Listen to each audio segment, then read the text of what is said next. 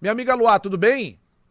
Olá, boa noite. Tudo ótimo. E vocês? Tô bem demais. E por aí, muito frio?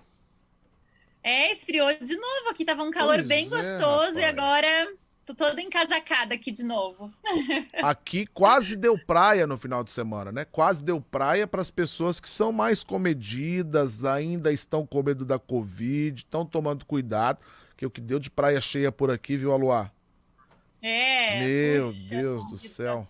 Tal do distanciamento complicado. social, do fim da aglomeração. Olha, eu me senti no Uhum, verão, viu? Ô, Aluá, sim, você separou um tema hoje maravilhoso, especial, né? especialíssimo. Vou deixar você anunciar. Vamos falar sobre quem hoje, Aluá? Hoje a gente vai falar sobre o patrono da educação brasileira, que é o nosso querido Paulo Freire. Opa, coisa boa. E por que vamos falar dele, Aluá?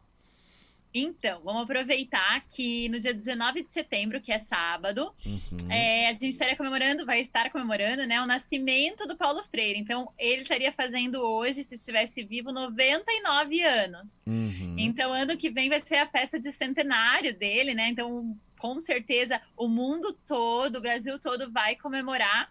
E a gente está aproveitando essa semana para resgatar um pouquinho dos valores que ele trouxe para a gente, para enaltecê-lo, né? Como um dos maiores, ou talvez o maior educador que o Brasil já teve. E o que ele tem de tão especial, Aluá? Bom, então, falando um pouquinho sobre Paulo Freire, a gente, como educador, não existe a gente fazer nossa formação em pedagogia sem conhecê-lo. Certo. O livro dele, Pedagogia do Oprimido, é um dos livros mais famosos do mundo e mais citados do mundo inteiro. Então, Uhum. não é só aqui no Brasil que o Paulo Freire é famoso e conhecido. Inclusive, aqui eu acho que é um dos lugares em que ele menos é enaltecido, Aham. porque a gente tem lugares do mundo que valorizam muito a produção que ele teve e os impactos que ele teve para a educação do planeta. Então, se a gente for ver, por exemplo, em Harvard, onde ele foi convidado, né, professor convidado, ele é muito conhecido. E se a gente fala assim, eu sou brasileiro, chega lá e fala eu sou brasileiro, todo mundo olha na hora e fala Paulo Freire, né? Porque é Uhum. o nome em que as pessoas conhecem e na qual eles se baseiam, né? Certo. Para saber da gente quando a gente fala que a gente é educador brasileiro. Então é muito importante que nós aqui também reconheçamos o valor desse educador para o nosso país. Apesar de já tanto tempo, né, ele ter aí um centenário, a gente pode dizer que ele continua mais atual do que nunca e que não dá para ser professor sem ler Paulo Freire. Pelo menos as obras principais, a gente diz, né? Ô, Aluá, e o bacana é que o Paulo Freire defende, antes de tudo, a educação como prática de liberdade mesmo, né? Nos livrando daquela famosa educação bancária, que era tão comum ali, essa educação tecnicista que a gente viveu no Brasil nas décadas de 70, 80, onde a criança pensava muito pouco, reproduzia as coisas com uma certa, né, memorização, aquela coisa muito mecânica. Então ele é um cidadão que vai pensar, antes de tudo, a educação como uma prática de liberdade. A partir do cotidiano é que a gente pode pensar o contexto da aprendizagem. Isso, então o que que aconteceu, né? O Paulo Freire, ele é um pernambucano, então ele viveu em Uhum, Recife por muito tempo e ele trouxe ele era um ser iluminado, né? Um uhum. ser que a gente diz assim que é um ser superior, porque ele conseguiu observar e sentir muita preocupação com o analfabetismo do Uhum. Brasil, foi um assunto que a gente falou um pouquinho na semana passada também, Isso, né, sobre verdade. alfabetização, e muitas pessoas citaram Paulo Freire na semana passada ao falar sobre o Dia Mundial da Alfabetização, porque ele se preocupou com essa alfabetização, mas não a alfabetização das crianças, a alfabetização dos trabalhadores, porque ele Uhum, dizia que os trabalhadores não sabiam ler e com isso eles não tinham desenvolvido a consciência crítica, eles não conseguiam perceber o seu lugar na sociedade. uhum, Então ele falou assim: essas pessoas que não sabem ler, que não são letradas, precisam aprender. uhum. Então ele começou a alfabetizar trabalhadores rurais. Sim. E ele teve um grande sucesso com o seu método, naquele único momento em que esse método pôde existir aqui no Brasil, que apesar de as más línguas dizerem que esse método aqui no Brasil foi o que estragou a educação, não, o método não foi usado aqui, né? A Aham. gente não, infelizmente, o método Paulo Freire não foi usado no Brasil, foi usado com muito sucesso em outras partes do mundo, que Sim. alavancou a educação de outras partes do mundo, mas aqui no Brasil ele não foi utilizado, ele foi utilizado uma vez só nesse início que ele provou e conseguiu alfabetizar 300 pessoas, 300 trabalhadores rurais em 40 horas Meu com o Deus do método céu. dele. Isso lá no Rio Grande do Norte, em Angicos, né? Isso mesmo, em Angicos. É o milagre de Angicos, né? Aham. Porque imagine só em 40 horas, né, Raul? Mas assim, como que ele fez isso? Justamente isso que você tinha falado, trazendo a educação para perto das pessoas, dialogando, não deixando como uma coisa abstrata, fora do dia a dia das pessoas. Ele trabalhava com os trabalhadores rurais na linguagem dos trabalhadores. E isso que ele trouxe vale para todos nós. Vale para a pedagogia que a gente faz hoje nas escolas, pensando que a gente tem que considerar a criança enquanto sujeito, enquanto pessoa. Ela não é um aluno separado da realidade, ela é uma pessoa.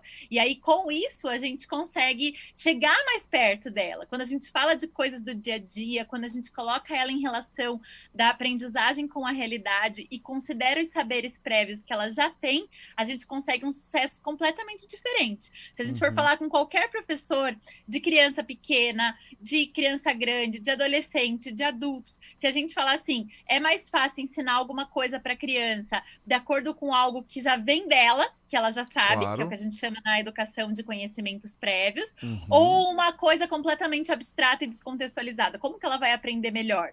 É lógico. Sempre, né, vindo do que ela já tem. E o Uhum. Paulo Freire falava que não existia saberes, um que sabe mais e outro que sabe menos. Existem saberes diferentes. E se a Uhum. gente considerar esses saberes diferentes, com certeza a gente vai conseguir chegar num resultado muito melhor com essas pessoas. Ô, Alô, uma coisa interessante é que a gente vê hoje uma espécie de politização da pessoa de Paulo Freire, da personalidade de Paulo Freire. Então hoje você tem um Brasil que tem um governo muito conservador, um governo de extrema direita, em que o Paulo Freire é acusado de ser comunista, e de fato era, isso, né? Mas de alguma forma é preciso separar o método que foi criado, a concepção que ele tinha a partir da educação, do que necessariamente as concepções meramente políticas, do ponto de vista ideológico, de posicionamento de governo. E lembrando que, inclusive, no período em que se vivia, era muito importante para o Brasil ou para os governos estabelecidos que alguns saberes não fossem tão universais assim. E acho que isso transformou essa figura, que é uma figura inovadora, em uma figura que carrega um pouco da antipatia de parte do povo brasileiro, né? Sim, e que isso tem que ser revisto, né, olha, porque assim, é uma Preciso. vergonha, na verdade, porque Uhum. se você for pensar, olha, ele recebeu, até aqui, 29 prêmios de doutor honoris causa no Uhum. mundo. Sim. Então, Inclusive vai nos ver quanto. Estados Unidos, né? Inclusive nos Estados Unidos conservador da década de 70 e 80, em que hoje muitos dos nossos conservadores se apoiam, os próprios americanos deram esse cartaz pro Paulo Freire. Exatamente. E existem mais de 350 escolas no mundo com o nome dele. Então, a gente tem que ter muita, como é que fala, né? Muito Cuidado mesmo, orgulho né? de Orgulho. ter um Isso. educador como esse à nossa frente, que pensava no povo, que pensava nas pessoas, que pensava em uma educação democrática, libertadora. E quando a gente realmente lê os livros dele, né? A Pedagogia do Oprimido, a Pedagogia da Autonomia, a Pedagogia da Esperança, a gente vê que não tem como discordar daquilo, né? É o fato, é a realidade. Mas a gente vê realmente as pessoas, às vezes, pelo senso comum, até vi que estavam falando ali, antes de eu entrar, que estavam falando sobre tomar cuidado com o que compartilha, com o que Isso. fala, né? Isso. Porque às vezes o que aconteceu há um tempo atrás nas eleições foi que colocaram o Paulo Freire no meio do negócio, um pedagogo, um educador, né? Uma pessoa acima, com ideias revolucionárias mesmo, e que a gente não pode misturar as coisas, né? Então a gente tem que estudar. Então o que eu digo é assim, né? Para conhecer Paulo Freire, tem que ler Paulo Freire. E não Uhum. basta ler, tem que mergulhar, porque o que ele tem de parte teórica é muito importante e a gente utiliza no nosso dia a dia como professor toda hora. Se a gente quer ser um professor diferente, se a gente quer partir de uma educação em que as crianças pensem, em que os alunos pensem, que os alunos se posicionem, que eles tenham consciência de classe, inclusive, né, que é uma coisa muito importante, onde eu estou na sociedade, da onde eu estou falando, tudo isso que o Paulo Freire trouxe para a gente. Então a gente tem que mais ficar muito orgulhoso de ele ser o nosso patrono, entender a obra dele e poder representá-lo, né? Falar sobre ele, falar sobre as ideias dele e mostrar, porque a gente usa Paulo Freire no nosso dia a dia. É verdade. Não o método em si, mas as concepções que ele trouxe, que são muito importantes para a nossa educação, né? Alô, querida, obrigado pela sua parceria conosco aqui no Jornal da Cidade, segunda edição. Muito obrigado pela sua entrevista e faço novamente aqui o convite. Curtam Mural Pedagogia no Instagram, também lá no YouTube tem o canal Mural Pedagogia. Toda segunda-feira tem vídeo novo, né, Luá? Kelly, ontem eu postei um vídeo já no canal Tá. sobre o Paulo Freire, junto com a minha amiga Tanice Massuqueto, que está fazendo a dissertação dela do mestrado em Boa. cima do Paulo Freire. Legal. Então tá lá, é um videozinho super curtinho, mas que traz algumas informações legais para quem quer conhecer um pouquinho mais. Obrigado, minha querida. Um grande beijo pra você, viu? Se cuida. Tchau, gente. Esse foi o Mural Pedagogia com a Luá Bianchi.